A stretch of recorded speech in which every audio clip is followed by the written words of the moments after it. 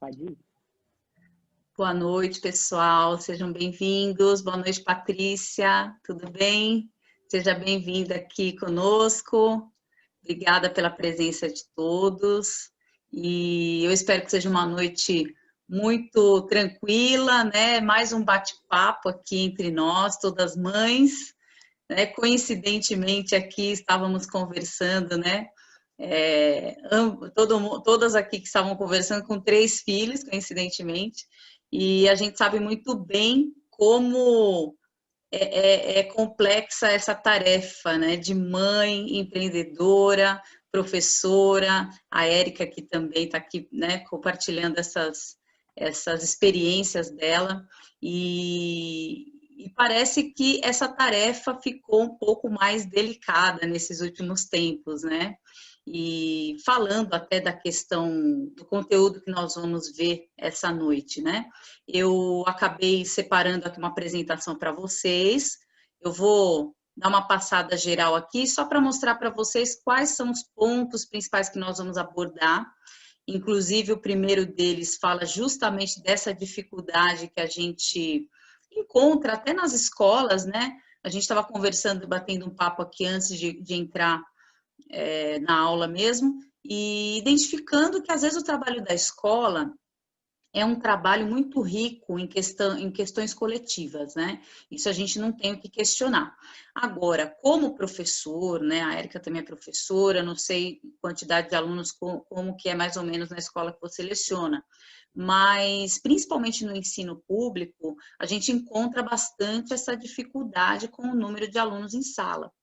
Então, o que acontece é que, às vezes, certos métodos que a gente tenta encaminhar, eles são bons em suas propostas, em seus conceitos, mas nem sempre a gente consegue encaminhar uma atenção individualizada para aquele aluno, ou então disponibilizar um atendimento individualizado todos os dias, né? Porque realmente o número de alunos faz com que a gente organize o trabalho de forma a atender, né, grupos de alunos, mais numa atenção mais individualizada por dia, porque realmente a gente encaminha mais a questão do trabalho coletivo. E refletindo sobre essa questão da alfabetização, principalmente alguns métodos requerem muito a intervenção do professor individual.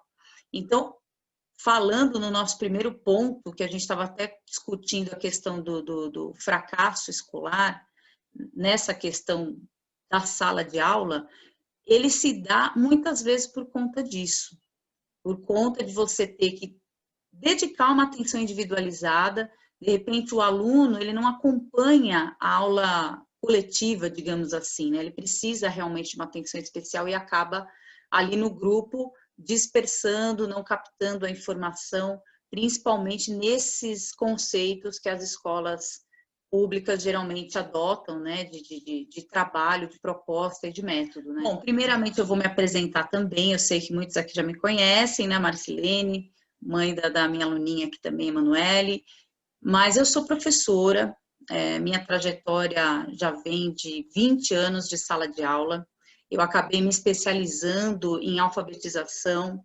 e principalmente no método do construtivismo, né, acabei fazendo vários cursos de especialização, que é o que realmente na rede pública é trabalhado. Mas ao longo dessa trajetória de 20 anos, eu realmente me dediquei a isso, gostei muito dos conceitos e da proposta que o construtivismo traz, mas como eu já disse para vocês, né, a dificuldade que a gente encontra em sala de aula é realmente a de fazer esse trabalho com muitos alunos em sala. Tudo bom? Olha lá as minhas aluninhas ali, ó, a Marcilene.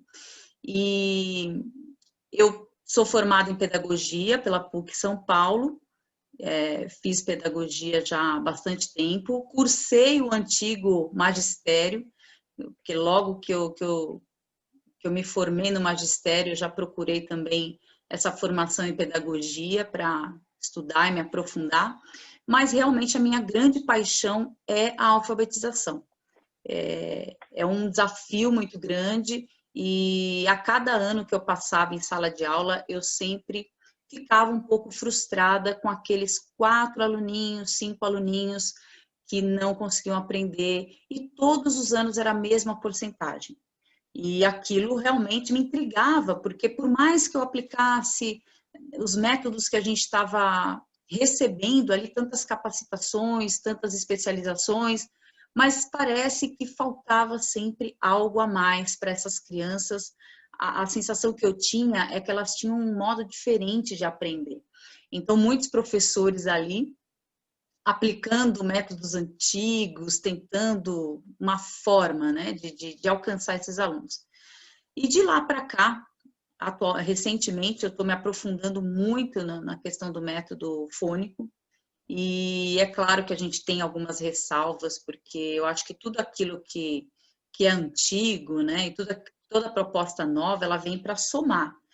É claro que algumas características das metodologias antigas são muito restritas, mas eu acredito que a gente possa, sim, extrair tudo de bom que cada método propõe.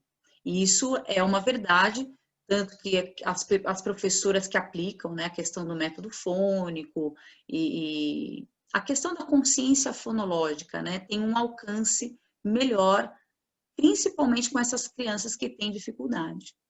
E é claro que não deixa de alcançar as crianças que não têm dificuldade. Então, por que não trabalhar? E aí, nos últimos tempos, eu resolvi aplicar, não pude aplicar na sua íntegra, né, na íntegra, na essência, porque eu trabalho numa escola pública e ele apresenta já tem a sua metodologia, já tem a sua proposta, eu não tenho como trabalhar na íntegra com uma outra metodologia. Então, a gente testa, né? Eu procurei testar nos grupos de reforço, onde eu tinha acesso a 4 ou 5 alunos por vez. E foi aí que começou essa minha jornada da alfabetização, porque foi um desafio que eu comecei a aplicar, mesmo aplicando atividades soltas, eu comecei a perceber resultados. Que a gente sabe, né, que todo método você tem que aplicar ali uma sequência, né, o ideal.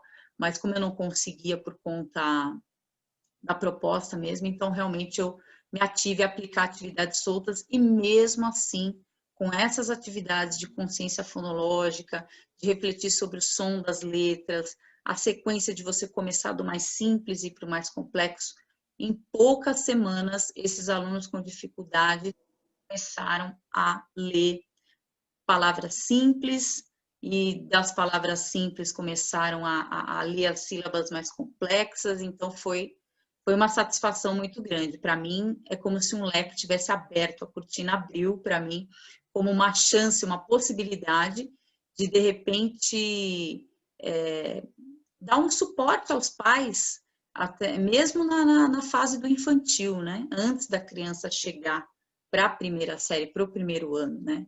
Seria uma forma de dar esse suporte aos pais. E é isso, gente. Vamos continuando, então. Posso compartilhar aqui agora? Pode compartilhar. Eu vou compartilhar com vocês alguns slides, depois eu até posso deixar disponível, tá? Sobre esses 7 passos para boa alfabetização. Eu vou fazer uma introdução rápida, bem rápida, porque existem algumas questões, alguns fatores que realmente ajudam antes da gente começar com a alfabetização efetivamente, e a gente não pode negar. Agora, nos primeiros slides, eu vou compartilhar com vocês mais ou menos os pontos principais que eu vou abordar durante a nossa aula. Se alguém quiser interagir, fazer alguma pergunta, não tem problema, tá? Então, hoje a gente começa com uma frase, né, de Maria Montessori.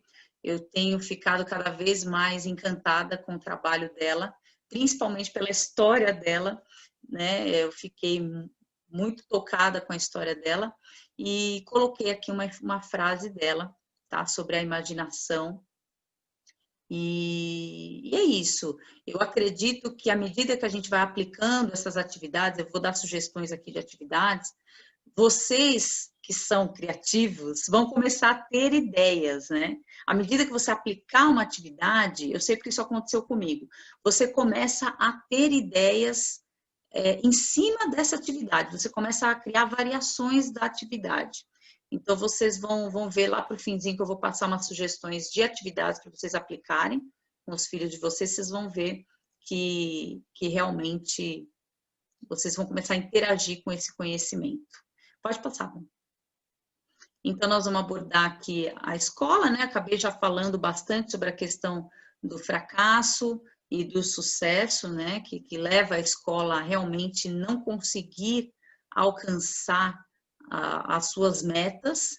E depois a gente vai falar da guerra dos métodos, que também faz parte dessa característica, né, do fracasso. Às vezes você não sabe com que método trabalhar, não trabalha com ele na sua íntegra, e realmente você tem que ter critérios, ou então os objetivos se perdem, né? A importância da afetividade, aí eu entro nos 7 passos, e mão na massa, que vai ser a última coisa que eu vou falar com vocês, tá bom? Vocês aplicarem aí com os filhos de vocês. Do fracasso e do sucesso escolar, eu acabei falando para vocês justamente o que era, e eu separei aqui um recorte aqui de uma reportagem recente. A gente sabe que na Finlândia aí são os melhores índices, né, naquela prova do PISA, eles têm uma educação de ponta, e aí eu coloquei aqui que os professores lá, ultimamente, eles estão reivindicando turmas menores, e lá os professores já têm turmas de 17, 18, no máximo 20 alunos. E eu deixei aqui a questão também da remuneração, só para a gente fazer um comparativo de que, é óbvio, lá eles têm um salário razoável, que melhor do que o nosso aqui no Brasil, e mesmo assim estão reivindicando a questão de turmas menores. Por quê? Por conta da qualidade de ensino. Então, eu estou justamente compartilhando isso para mostrar para vocês que se numa educação de ponta, que é a Finlândia, com os melhores índices, eles estão achando que mesmo assim precisaria diminuir o número de alunos por professor, atendidos pelo professor, imagine aqui. Inclusive os nossos documentos aqui da BNCC e todos os documentos que estão norteando a nossa educação, eles pegam exemplos desses países, inclusive a última, agora na BNCC, eles pegaram muito a questão da escola Reggio Emilia, na Itália, que segue mais ou menos esses padrões de poucos alunos por sala, muitas escolas. Então, na Finlândia, por exemplo, em comparação com o Brasil, eles têm muito mais escolas do que o Brasil em proporção ao número de habitantes. Então, essa parte fica bem clara que não tem como a gente querer, né, como instituição pública, nos basear numa educação se nós não conseguimos encaminhar a estrutura também. Então, muito se deve a muitos alunos em sala, o número de alunos em sala, que aqui no Brasil é organizado de forma a economizar, claro, né? Porque quanto mais alunos você põe por sala, menos professores, menos escolas, né? E aí a guerra dos métodos, né, pessoal? A gente tem uma história no Brasil onde a gente começa, né, mais ou menos ali no final do século XIX, começa com o método da silabação. Muitos falam que na época, né, método de soletração, que é aquele famoso B com A, Bá, B com E, B com I, Bi, o Bá, Bé, Bi, Bobu, né, ensinando através dessa proposta, né? Ele começa, ele é chamado de método sintético, né? Ele se encaixa nos métodos sintéticos, e ele começa da unidade que é a letra para outras instâncias aí, palavra, frase, texto, né? Então, o método fônico, que é esse que a gente está abordando agora, que eu quero justamente explicar essa parte, porque hoje nós temos, até por conta desses estudos que eu venho me aprofundando, a gente percebe que a gente não precisa deletar tudo aquilo que foi bom no passado. Teve a parte das características negativas, que eu acho que a gente tem que filtrar, como, por exemplo, a falta de riqueza em contexto, né? Por exemplo, o método fônico, você tem uma sequência para você cumprir para apresentar o próprio alfabeto, né? Você tem que começar com as vogais, A, E, I, O, U, depois você passa para as consoantes que eles chamam prolongáveis, que são as consoantes com um som mais longo, né? Por exemplo, V, e geralmente eles não falam o nome da letra, né? Na silabação, ele já vai falar o nome da letra. Ah, o B com A é Bá. No método fônico, ele vai propor que não se apresente o nome da letra para a criança logo de cara. Ele vai propor que você apenas chame a atenção da criança ao apresentar o alfabeto para o som daquela letra. Então, ele vai apresentar a letrinha B, ele não vai falar que é o B. Ele vai falar, ó, esse aqui o som é B. B. Porque no caso das vogais não tem esse problema, né? Que o nome da vogal é o próprio som.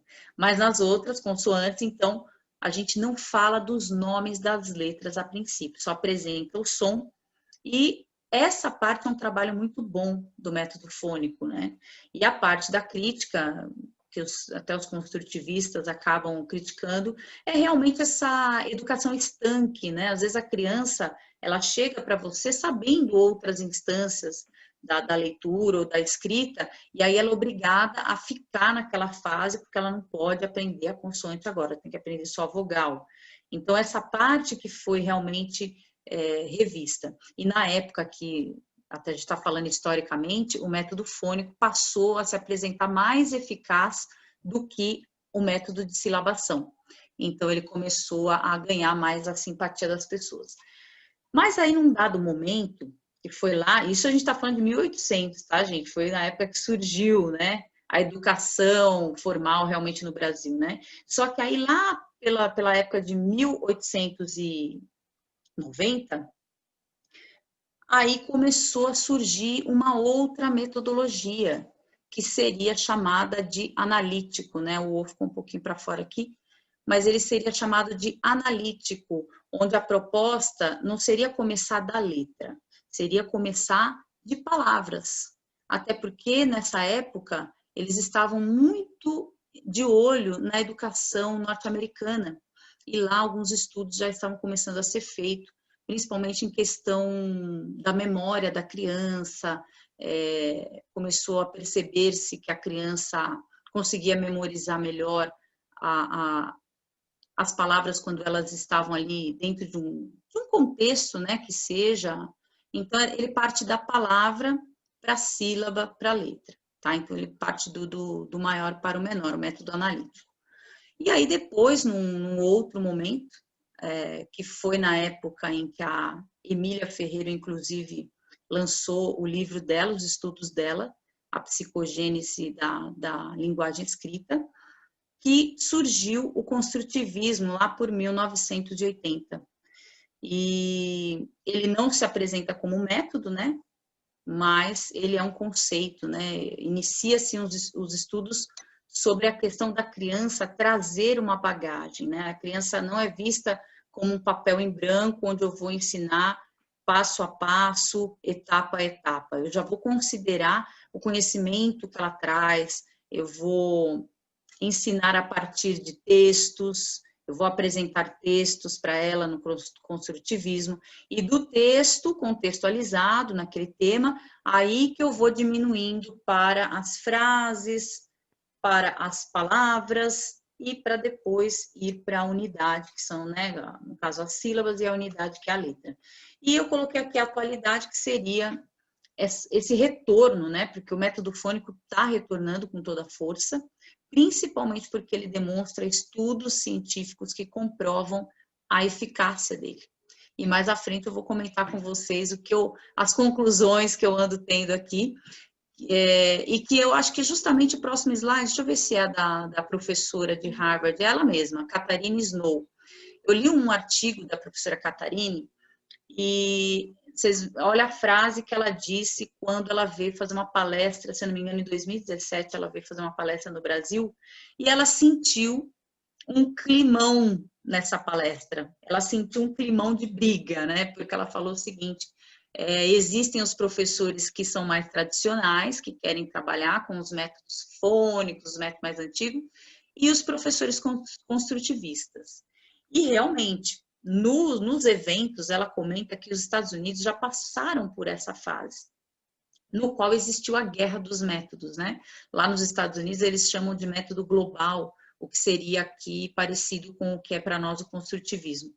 E o método fônico, que seria a metodologia que eu acabei de falar para vocês. Então, ela sentiu esse clima na palestra no Brasil, e ela aí fala essa frase: quando os especialistas pararem de gritar, o problema da alfabetização estará resolvido. E foi onde eu comecei a descobrir e a descortinar livros e metodologias e propostas novas que, de certa forma, na minha interpretação, é como se fosse uma mistura disso tudo que nós estamos conversando aqui. É claro que o método fônico, ele é mais eficaz, mas isso não quer dizer que eu não posso inserir esse conteúdo da linguagem, da letra, do som da letra, dentro de um contexto interessante para a criança. Então, fica a dica para vocês aí. A minha proposta realmente é trabalhar com a riqueza do conceito do construtivismo, que é apresentar, sim, os textos, que é trabalhar com a rima, é trabalhar com música, mas nessa fase inicial é muito importante que se trabalhe, sim, com a consciência fonológica da criança. É ela que vai garantir a eficiência, a eficácia da leitura, da escrita dela, essa proficiência futura que ela vai precisar. E aí o terceiro ponto, gente, que eu abordei aqui, que é a relevância da afetividade, né? A gente percebe que quando a criança passa por esse processo de forma amorosa, ela realmente aprende melhor. Tanto por parte dos professores, né, que costumam ter essa abordagem com a criança, e principalmente aqui nós estamos falando dos pais, porque acontece que às vezes em casa a gente não tem muita paciência, porque o ambiente é outro, né? Na escola a criança já está um pouco preparada para aquele ambiente, ela já tem outra postura. Em casa, principalmente nos últimos tempos, nós temos percebido o quanto é difícil encaminhar certos processos para as crianças. Então, requer muita paciência por parte dos pais, muito diálogo abaixados na altura da criança, muita escuta, perguntar para a criança como que ela está se sentindo, você não quer fazer agora? Por quê? O que nós podemos fazer? Então tá, então vamos fazer isso agora, depois a gente retorna. Então, é toda uma conversa, um diálogo, né, que se encaminhado com amor, eles realmente se mostram muito mais efetivos. Tá legal? Eu escolhi uma foto bem gostosa desse abraço aí da mãe e do filho, para vocês se inspirarem, né? Nesse abraço que em família, pelo menos, a gente pode dar. E aí vamos entrar logo, né? Vou passar rapidinho para a gente poder conversar no final. Os 7 passos para alfabetizar seus filhos em casa. Se quiser passar, pode até passar, Abel. Por quê? Existe uma preparação que dentro de casa vai ajudar nesse acolhimento por parte das crianças. A gente não deve mesmo querer fazer da casa um quartel-general, não é isso, mas é importante que a gente organize algumas rotinas com as crianças. E para que elas desenvolvam, né, a organização, de repente combinar um horário para acordar, um horário para o almoço, ali onde todo mundo faça essas refeições juntas, os horários de banho, de repente combinar direitinho algumas rotinas, né, com as crianças. Por quê? À medida que você encaminha essas atividades, e é claro que é o pai e a mãe que vão ter que fazer isso, porque a criança em si, ela não vai se propor a fazer as coisas na hora certa, ou não precisa ser na hora, né, naquele período, né, olha, de manhã a gente vai fazer as lições, à tarde fica mais para você brincar. E aí é bem legal essa sugestão de repente, fazer realmente um quadro de rotina em casa, né, colorido, até escolhi aqui um modelinho que simula aqui que a criança mesmo possa confeccionar e pintar, porque aí fica muito mais acessível para ela querer, porque se torna algo divertido. Esse aqui eu coloquei até em branco, a criança pode fazer os xizinhos, né? Ela vai, a princípio, ficar empolgada. É claro que com o tempo, como toda atividade, ela vai se tornando um pouco né, desinteressante, mas é aí que a gente tem que criar outras ideias, né? Troca, vamos colocar um enfeite diferente agora, para de repente ela voltar a querer cumprir aquelas atividades, para querer participar ativamente, né? E, Lígia, e se você me permite, falando como profissional de organização, isso é importante não só para a questão da criança, no aprendizado da criança, mas para quando ela se torna um adulto. Eu que trabalho hoje com famílias, eu trabalho diretamente com organização. Quando você cria esses hábitos desde criança, você ajuda quando essa pessoa vira um adulto, né? Então, muitas das coisas que nós vivemos quando somos adultos vêm dessa rotina que a gente não cria quando criança. Então, não só para a parte de alfabetização, mas sim para a própria vida das pessoas. Ter essas rotinas, aprender a criar hábitos, vai ajudar também a criança em outros lados, né, da vida dela quando adulta. Sim, sim. E pode até passar, Bel, vou só encerrar essa parte do quadro de rotina diária, porque a parte da rotina eu coloquei até em 2 blocos, por quê? É claro que atualmente nós estamos também com a demanda de uma rotina de alfabetização de atividades da escola.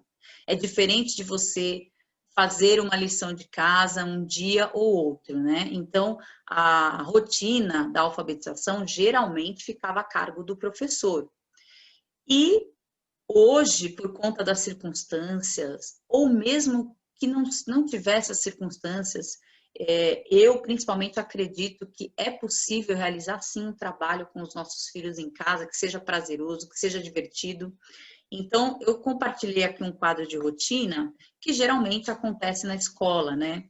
Acolhida, música, oração, para realmente dar um norte para as mães, né? De pensar assim, poxa, em casa a gente não canta musiquinha, em casa a gente não tem a hora da novidade, mas é claro que não precisa fazer um quadro de alfabetização, um quadro de rotina. Acho que dentro do próprio quadro de rotina, nós podemos pegar algumas atividadezinhas, algumas sugestões da escola, né? Que geralmente a gente tem que realmente chamar a atenção do aluno, é uma luta, né? Realmente a gente tem que diversificar semana a semana, porque as crianças dispersam muito, né? Aquilo que era legal na primeira semana, na próxima semana já não é mais legal. Então você tem que estar sempre antenado aos desenhos que elas gostam e tudo isso, né?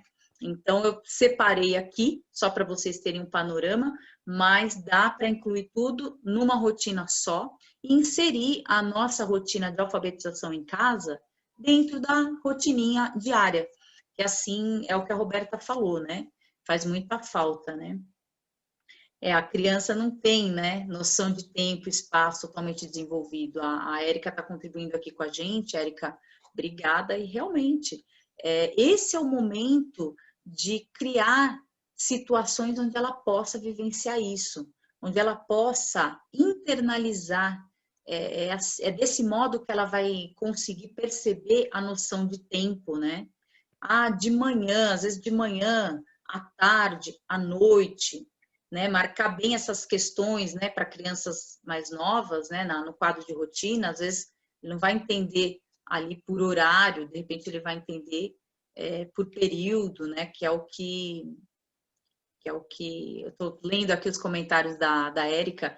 Lembro da minha mãe me colocando para estudar em casa 2 horas no mínimo por dia.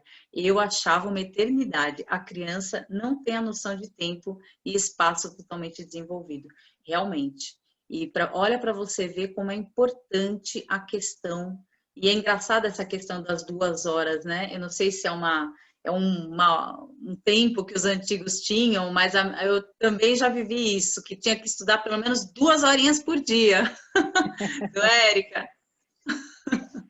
Que interessante isso das 2 horas, né? E hoje você vê a atenção está muito mais restrita, tanto que hoje, nessa metodologia que eu vou apresentar para vocês, a proposta é realizar as atividades 15 minutinhos por dia. Mas aí a gente vai falar mais para frente. O segundo passo para a gente alfabetizar nossos filhos em casa. Eu até coloquei uma brincadeira aqui, a Super Nanny, que é para, acho que todo mundo lembra da Super Nanny, que é a questão do método de incentivo, né? Ela trabalhava bastante isso. Às vezes a gente tem o quadro de rotina em casa, eu mesma tentei aqui por conta da circunstância, né? A coisa ficou a falta do presencial, todo mundo ficou meio perdido, né? Então a gente tentou conversar, fazer uma rotina, só que depois como é que a gente faz para aplicar essa rotina? Porque muitas vezes a criança tem essa dificuldade, ela não vai fazer por fazer, né? Tem que ter o convencimento, tem que ter a conversa junto, tem que ter os combinados. E o quadro de incentivo, que também pode estar acoplado ali à rotina, é justamente isso. Ele sugere, gente, desculpa o errinho aqui, a hora que eu vejo, você já bateu, eu vejo, sugere aqui, você vê Já que é anotei, já digitação, anotei. para poder arrumar depois. E o quadro de incentivo, ele tem que ser construído junto com a criança. É quase como que fosse uma brincadeira, né? Você pode até construir esse quadro junto com materiais diversificados, né? Para que a criança fique realmente ali estimulada, empolgada na construção desse processo. Mas o que seria o quadro de incentivo? Muitas pessoas criticam a questão hoje do materialismo, né? Que seria o quadro da recompensa, né? Eu faço tal atividade, eu ganho tal coisa no final. O quadro de incentivo não é essa proposta. O quadro de incentivo, ele é realmente um diálogo com o seu filho. E aí, você pode utilizar o quadro de incentivo de modo realmente a incentivá-lo a realizar aquelas atividades diárias, que você tem um tempo ali organizado para realizar tudo, e de repente uma proposta até de conversar com o seu filho, falar, olha, nós temos essas atividades e esse tempo para cumprir. Se nós demorarmos muito, o dia vai passar, vai chegar a hora de tomar banho, jantar, dormir, nós não vamos fazer outra coisa. Agora, se a gente conseguir realizar as atividades, olha só, vai sobrar um tempinho aqui. Se a gente conseguir realizar tudo juntos, eu a minha parte, você a sua, a gente pode fazer um piquenique aqui no quintal. Vamos fazer uma coisa diferente hoje. Ou, de repente, pegar algo que ele goste, né? Um passeio diferente, algo que, de fato, incentive e estimule. Ou você pode organizar semanalmente, né? Olha, no final da semana, olha que legal, nós conseguimos cumprir tudo, fizemos, está tudo em dia. Vamos agora fazer um passeio diferente, ou a mamãe vai fazer, um prato diferente que você gosta, ou aquela sobremesa que a gente não pode comer todo dia, né? A mamãe controla o doce, a alimentação, mas aí a gente pode fazer isso de vez em quando. Algo como se fosse um incentivo mesmo para a criança se sentir estimulada, né? Sem contar que essa parte de você sentar para ouvir e combinar as coisas com ela, já aproxima afetivamente você do seu filho e também proporciona que ele consiga a entender a sua própria rotina. Tá? Então, essa parte que é a mais importante, né? E o método de incentivo, ele serve para o adulto também, né, Li? Não vamos esquecer que nós também precisamos nos dar um tapinha nas costas quando a gente consegue passar por todas as atividades da semana, quando você consegue cumprir toda essa rotina, porque o mundo mudou, né? Dentro da organização, nós trabalhamos muito incentivo com os clientes, justamente porque são processos, são hábitos, são coisas que a gente tem que fazer e precisa haver uma recompensa, né? Você precisa ter algo, esperar por algo. Então, e se você fizer por você, vai virar um hábito e vai ser mais fácil você fazer pelo seu filho, né? Então, tome o seu vinho no final lá da semana, come um chocolate, coloca uma música, toma um banho demorado, porque isso é válido para o ser humano, não só para as crianças. Sim, e é trabalhar também, né, Roberta, a questão do merecimento, né? Às vezes a gente que é mãe, a gente fica tão entregue a todas as tarefas e a gente fica tão dedicada e é tão complexo administrar todas as áreas da nossa vida. E quando a gente olha para nós mesmas, nós estamos ali sem dedicar nenhum tempo para um banho mais demorado, que de repente, que nem você falou, né?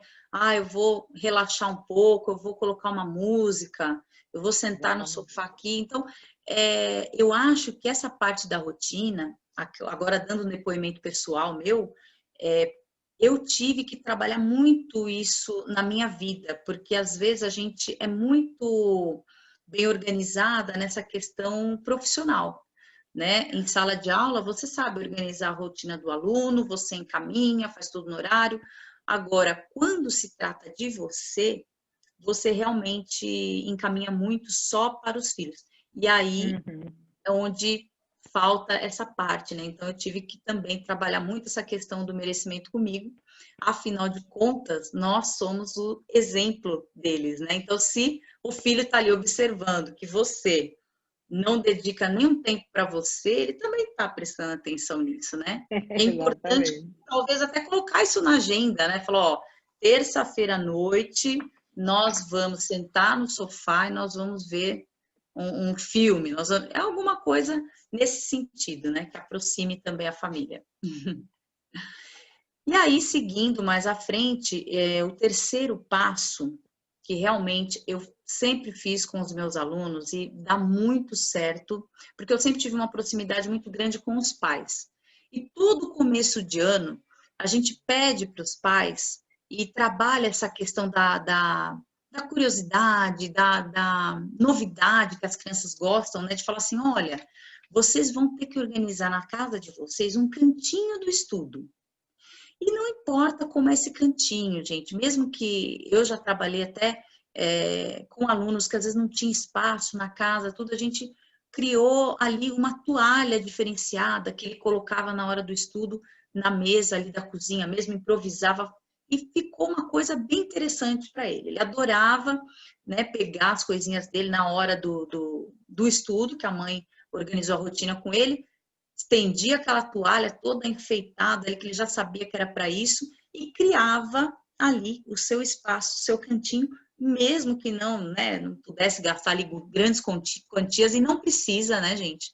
A gente sabe muito bem que toda casa tem ali um cantinho que dê para a gente organizar, para que a criança sinta também essa atenção que os pais têm com elas, né? Então, eu coloquei aqui, né, um banquinho com prateleira. Às vezes tem uma prateleira em casa, dá para fazer naquele cantinho ali. Vai estimular o hábito do estudo, né? Com o tempo vocês vão perceber que não precisa nem falar para a criança ir. Automaticamente ela já sabe, já pega as coisinhas dela, coloca ali, não precisa nem você fazer, ajudar, né? Aí eu coloquei um exemplo que é uma caixa de papelão adaptada, que foi uma mãe fantástica que fez essa ideia, né? Ela fez ali um biombinho assim, com várias letras, né? E acabou criando até um ambiente alfabetizador. Porque a gente fala muito disso também, né? A importância de você... Bem legal isso aí, viu? Curti. Legal, né? Então, é usar a criatividade, né? A mesinha aqui também, que é muito comum das crianças terem, né? No cantinho da sala.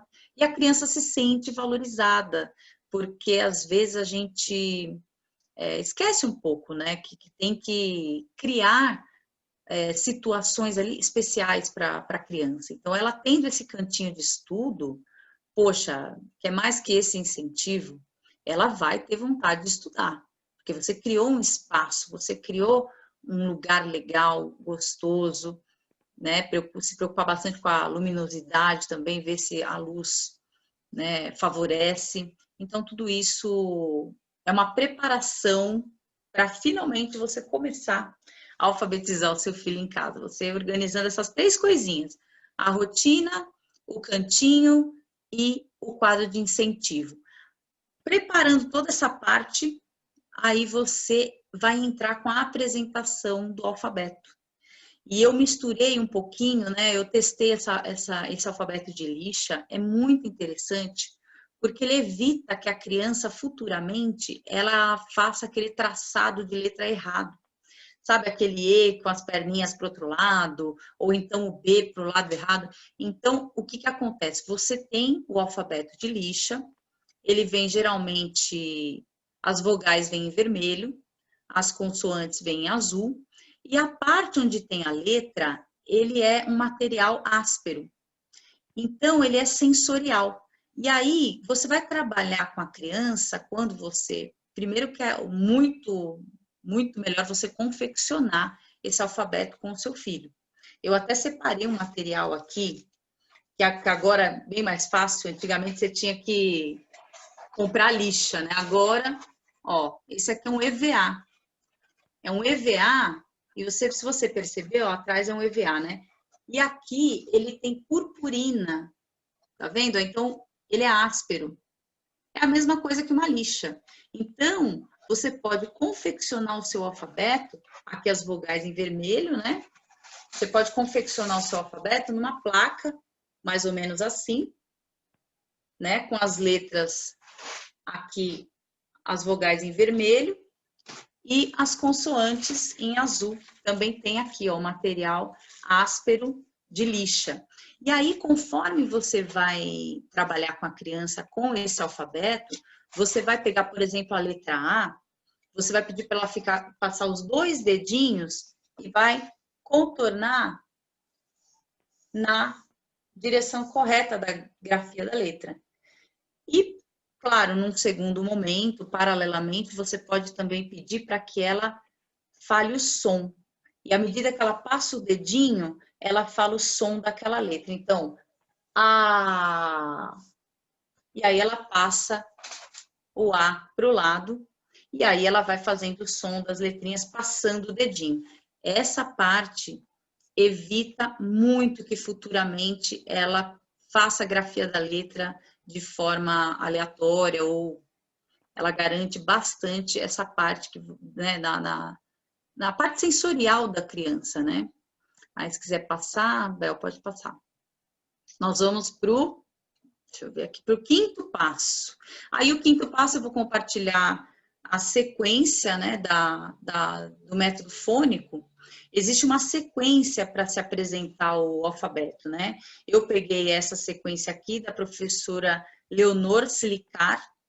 Ela é uma estudiosa também, tem vários livros publicados. Quem quiser conhecer um pouquinho mais, eu posso até deixar aqui o nome do livro dela. E aí, no método fônico, e aí eu sugeriria trabalhar com o alfabeto de lixa, porque ele também vem com essa proposta de separar as vogais das consoantes, então você trabalharia com a sequência fônica junto com o alfabeto de lixa. Aí você começaria pelas vogais, apresentaria primeiro o som mais fácil, porque já é a pronúncia da própria criança, né, mais fácil, o próprio nome da letra é o som que ela faz. Em seguida, a gente apresenta, depois que apresentou as vogais, fez todo o trabalho com as vogais, você apresentaria as consoantes prolongáveis. E o que seriam as consoantes prolongáveis? São aquelas que o som, como o nome mesmo diz, se prolonga. Então, o V, você não vai falar para a criança o nome da letra V. Isso aí confunde um pouco o nome com o som. Então, você apresenta primeiramente só o som. Passa os 2 dedinhos na letra, no alfabeto de lixa, ela sente que é mais áspero, vai entender a grafia da letra e repete o som. Percebe que é um som prolongado? É um som contínuo que também é mais fácil para a criança. Aí, em seguida, nós temos o F, a gente não fala o nome F a princípio, né? Só fala o som, que seria... E aí, mais para frente, eu tenho até umas brincadeiras que eu faço com as crianças em relação ao som do V, ao som do F, né? A gente pega uma folha de papel, faz ali com 4 ou 5 alunos por vez, e aí coloca essa folha de papel, pode ser até um pedacinho do papel higiênico que é bem leve, né? Ou um papel de seda, você põe na palma da mão, e aí a gente vai fazer o som do V. E aí eu falo para as crianças o seguinte, falo, ó, vocês vão assoprar fazendo o sonzinho, só que você não pode deixar a folha cair. Você vai ver que esse vento é leve, ó. E aí a folha vai tremer, sem cair. E aí, num segundo momento, eu falo para as crianças, falo, agora nós vamos fazer um vento mais forte, tá? Eu vou falar para vocês o som, e agora a gente vai ver quem consegue, com esse som, jogar essa folhinha de papel mais longe. E aí a gente faz o som do F.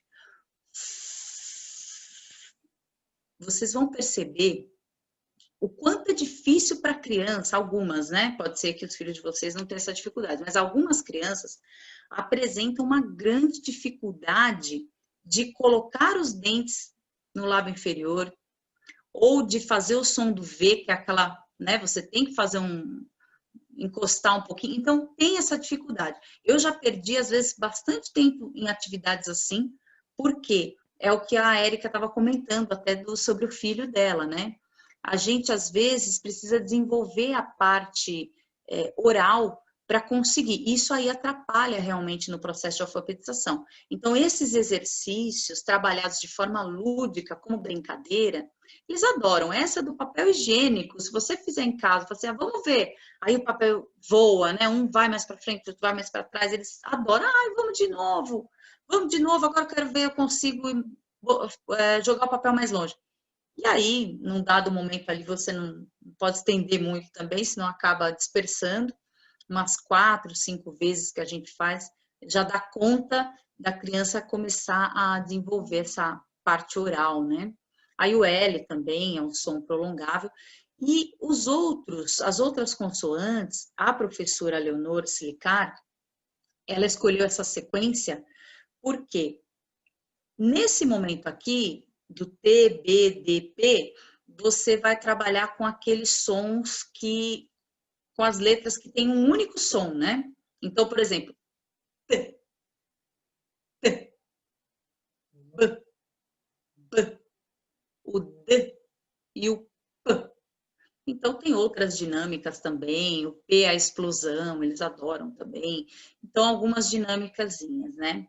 A Érica está falando aqui, perceber a vibração da garganta com o som do V, quando coloca a mão na garganta. Outra estratégia também muito boa. Inclusive, eles utilizam muito para alunos com deficiência, né, que às vezes não tem o recurso, e aí você coloca a mão aqui e você percebe a vibração, né? A diferença do V vibra bastante, e do F não vibra nada. Então, são várias interações que você vai fazendo, intervenções que você vai fazendo, de modo a criança perceber. Você percebe que é muito sensorial, né? A Montessori vai trabalhar muito com a parte sensorial. Por quê? Porque a criança, nessa idade, ela tem pouca capacidade de abstração, de abstrair o conhecimento. Então, ela precisa do concreto ainda, ela precisa da parte sensorial para entender muita coisa. Então, essas aqui são as consoantes de único som, porque ela tem um som só. No próximo, vocês vão ver que a sequência já começa a mudar. Eu até mudei um pouquinho aqui, gente, depois eu vou falar para vocês que ela não coloca nem o K, nem o W, nem o Y, tanto que eu nem coloquei comentário sobre eles, mas eu coloquei para contar para vocês como que eu abordo os meus alunos. Então, aqui, a sequência do C, G, R, Z, S, Q, porque são letras que representam vários sons e aí acaba se tornando mais complexo para a criança, mas aí nesse momento ela já trabalhou aquela parte inicial, ela já está mais madura. Essa parte do C, do G, são partes que ficam ali na garganta, né? E aí não dá para ela enxergar, não tem o visual. E aí, como a Érica mesmo nos sugeriu, dá para utilizar o sensorial, né? Que é colocar a mão, sentir como é que faz, né? O C tem o som que ele faz que é parecido com o S, tem o outro que é parecido com o K, com o Q. Então, tudo isso vai ser trabalhado nesse momento aqui, com mais complexidade. E o Z seria por conta do Z e S, tá? Nessas variações aqui, onde o S, em algumas palavras, faz o som de Z, e aí vai ser trabalhado nessa parte. E, por último, deixa-se o X por conta dele apresentar uma gama vasta de fonemas, e aí ele é deixado por último. Eu, particularmente, comento com as crianças que o K, W, Y, eles são letras de língua estrangeira, então dificilmente não tem uma palavra da nossa língua que a gente vai precisar usar, mas aí eu trabalho a questão dos nomes, né? sempre tem algum aluninho com um nome que começa com K, com W, com Y. Se não tem, a gente costuma trabalhar também. Então, é desse modo que eu abordo. Eu não sei a Érica, como que você costuma fazer, não sei se ela quer dar alguma sugestão, que ela também é professora, como abordar, porque eu percebo que os autores acabam deixando um pouquinho de lado, eles não falam, né, sobre KWY. E o sexto passo são as brincadeiras com sons, que é o que eu estava nomes indígenas, né? Oi? Tem a utilização dos nomes indígenas também, né? Ai, que legal, verdade. Ana Luísa, nem tinha visto você ainda. Boa noite, tá? Boa noite. É que eu tô com a carinha escondida. E ela chegou futuramente, assim, né? Tipo, tô aqui quietinha, tá? Ninguém me viu. Sim, sim. Bem lembrado, Ana Luísa, a questão dos nomes indígenas. E a gente trabalha às vezes até com projeto, né? Eu lembro que teve uma edição do Ler e Escrever que trabalhou só com o projeto de crianças indígenas, e aí a gente trabalhou bastante com essas letras, bem lembrado. E aí o sexto passo, que são as brincadeiras com sons, que é justamente nessas atividades aqui que eu vou pedir para vocês escolherem uma para aplicar com os filhos de vocês. Antes da gente trabalhar efetivamente com as letras, com a parte do alfabeto, claro que a gente vai trabalhando tudo isso em conjunto, mas é muito importante que a criança perceba e tenha essa consciência dos sons, ela consiga abstrair e prestar atenção e ter a concentração aos sons. É uma habilidade que precisa ser desenvolvida e ela ajuda muito no processo de alfabetização. Então, são brincadeiras que, às vezes, a gente não pensa que a criança está aprendendo, mas é uma preparação muito importante para o processo de alfabetização. Uma que eu utilizei muito com os meus alunos, e eles gostam muito dessa atividade. A princípio, quando eu comecei a trabalhar, eu lembro que eu achava que eu não ia ter sucesso. Mas conforme eu fui aplicando, eles começavam a pedir para ampliar o tempo, que é essa brincadeira do 1 minuto de silêncio. Então, a brincadeira é a seguinte, geralmente, ou eu fazia no comecinho da aula, ou antes de ir para o intervalo, ou na volta do intervalo, a gente sempre fazia, e cada vez mais eles começaram, para minha surpresa, pedir, em outros momentos, que eu fizesse atividade, ou então, vamos tentar 2 minutos hoje? Aí passava, não, vamos tentar 3 minutos, será que a gente consegue ficar 5? E eu fui ficando impressionada com isso, porque eu falei, nossa, que engraçado, né? Eles estão gostando desse desafio.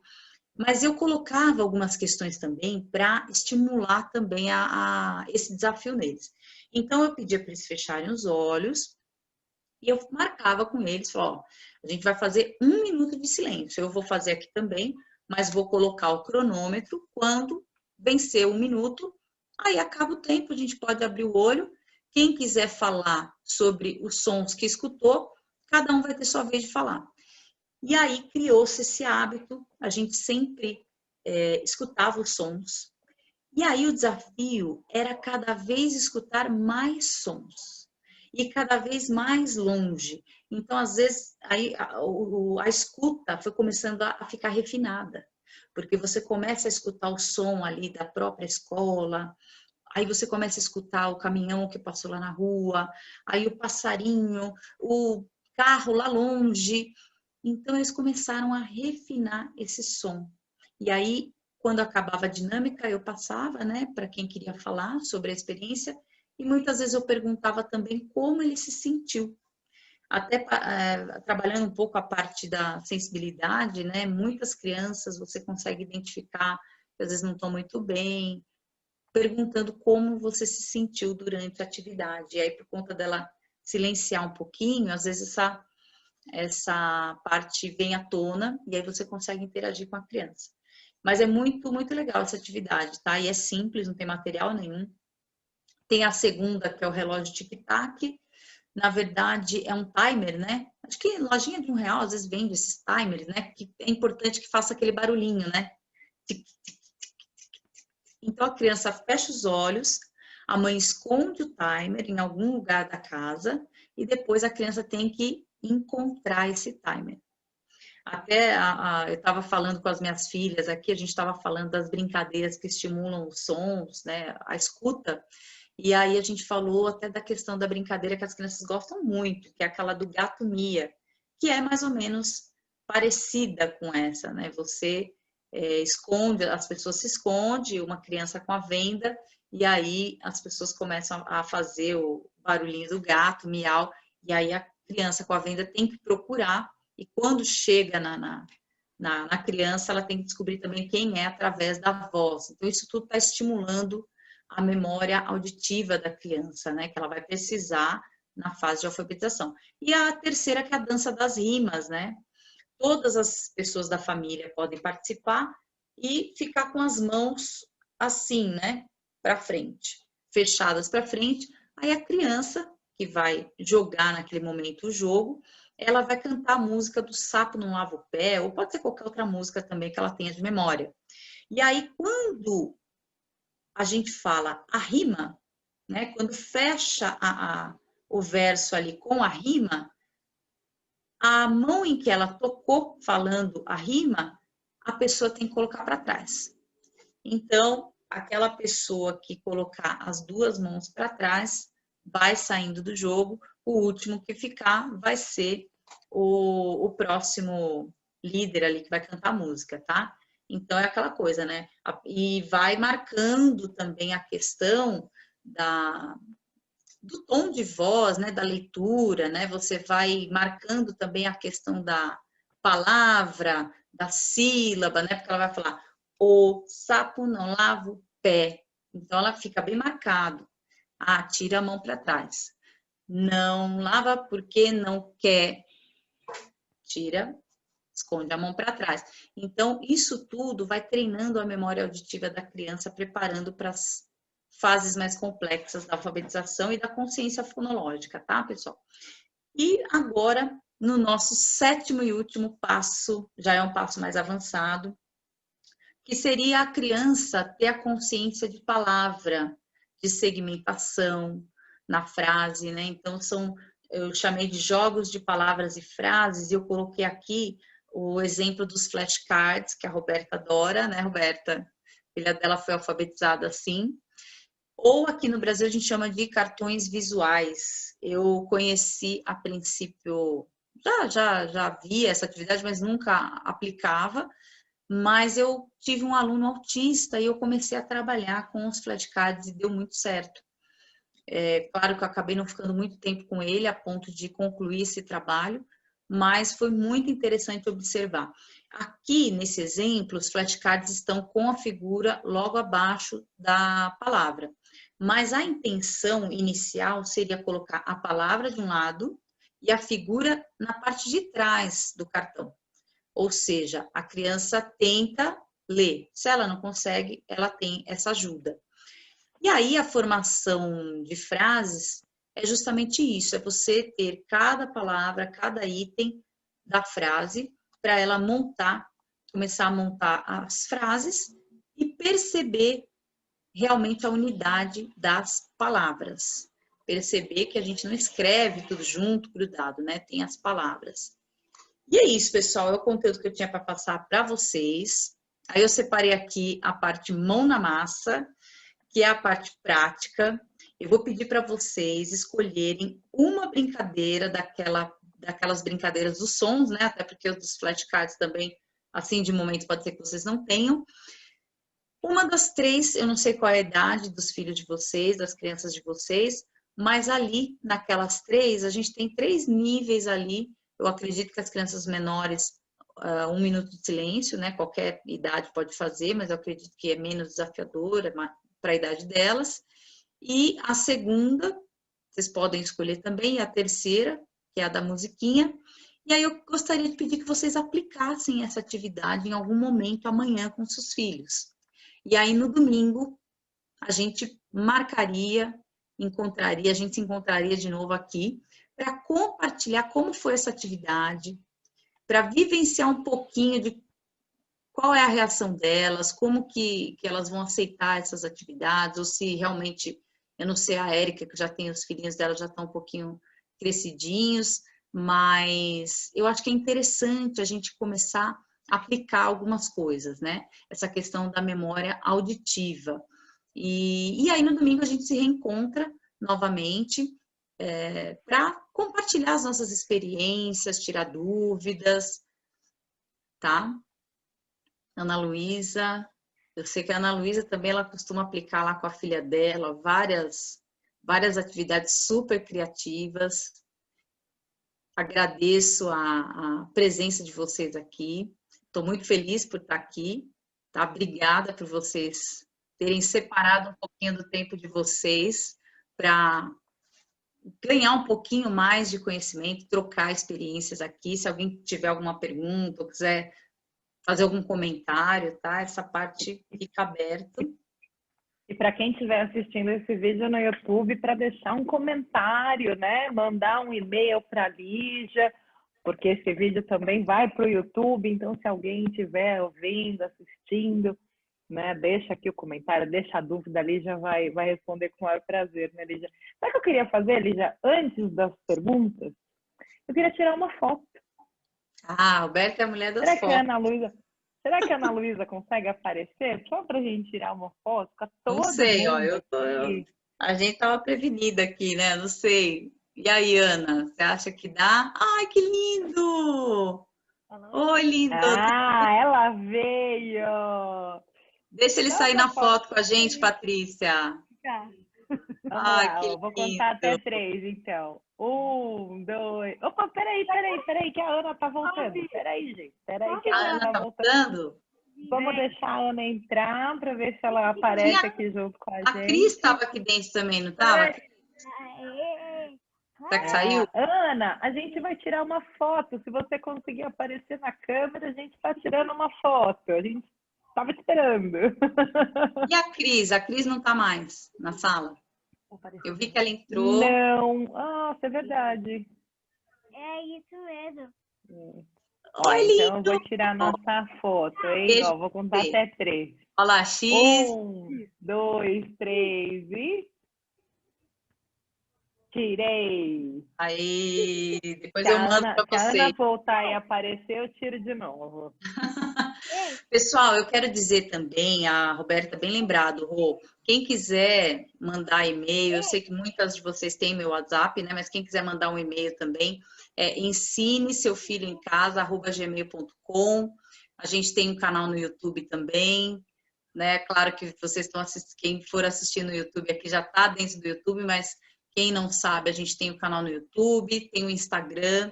No Instagram eu estou como professora Lígia Lara. No Facebook também, a gente tem uma fanpage, Ensine Seu Filho em Casa. E tem Twitter, tem LinkedIn, todas as redes sociais. Só não acha quem não quer. Ei, a mamãe tá vindo aqui. Fala, lindo. Carro. Tá passando carro? Lá pra comprar comida, entendeu? Ô, Paty, como que é o nome dele? Brian. Ah, é Brian. Ah, agora que eu tô reconhecendo, Paty. Ô, Brian. Olha lá, presta atenção, a tia falando, olha lá. Você vai fazer atividade amanhã com a mamãe? Fala que você gosta da música dentro da caixinha. Fala pra ela assistir no Amazon Prime dentro da caixinha com a vovó. Eu não vou fazer isso com a mamãe, não. Vai. Ah, que legal.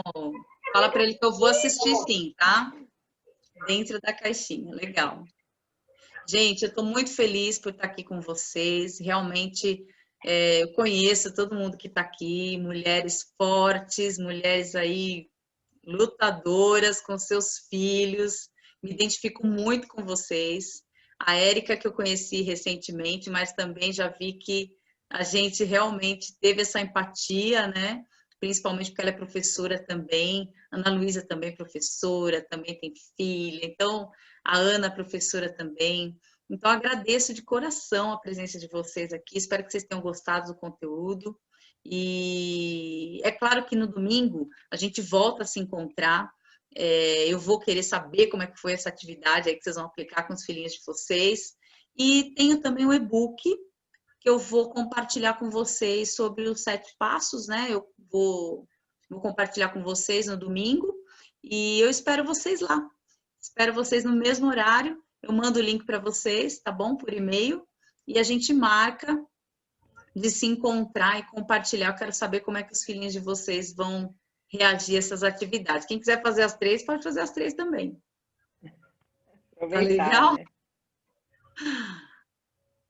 Legal. Gente, alguém quer falar alguma coisa? Alguém tem alguma dúvida? Falar alguma coisa? Todo mundo tá com... Olha só, a Érica tá de gente. parabéns, tá? Ela tava aqui, ó, 1000 tarefas. A Marcilene também, né? 1000 tarefas. Eu também sou assim, gente. Quando eu tô ouvindo algum conteúdo, ali eu coloco um fone, fecho a câmera e às vezes estou ali fazendo as minhas atividades também. A gente é multitarefas, né? Não adianta. Não dá para parar, né? Mas tá todo mundo com vergonha. As crianças, né? Ainda mais agora com a pandemia, brincou um pouquinho, mas mesmo com a máscara, né? Tem que logo direto pro banho. Verdade, verdade. Nossa, realmente, as minhas não estão tão pequenas, né? Mas o desafio está sendo muito maior para quem tem criança pequena, isso sem dúvida. Né? Gente, a brincadeira do Gato Mia, eu uso bastante. Muito bom. Muito bom, né? E eu acho que desenvolve bastante essa parte, né, da escuta, né? Porque a gente não imagina, né? É uma coisa muito abstrata, mas para quem trabalha com consciência fonológica, é uma habilidade... Consciência fonológica, né? Então fica aí, não está na lista, mas quem quiser fazer do Gato Mia, pode também. Adoro. Gente, um beijo no coração de vocês. Obrigada por ter separado esse tempinho. Eu sei que a gente tem várias tarefas e vocês terem separado esse tempo para estar aqui é muito importante para mim, tá bom? Obrigada. Parabéns, hein? E até domingo, tá? Até domingo, Lídia. Tchau, Tchau, gente. tchau, tchau, Roberta. Tchau para todos. Deus. Tchau, tchau.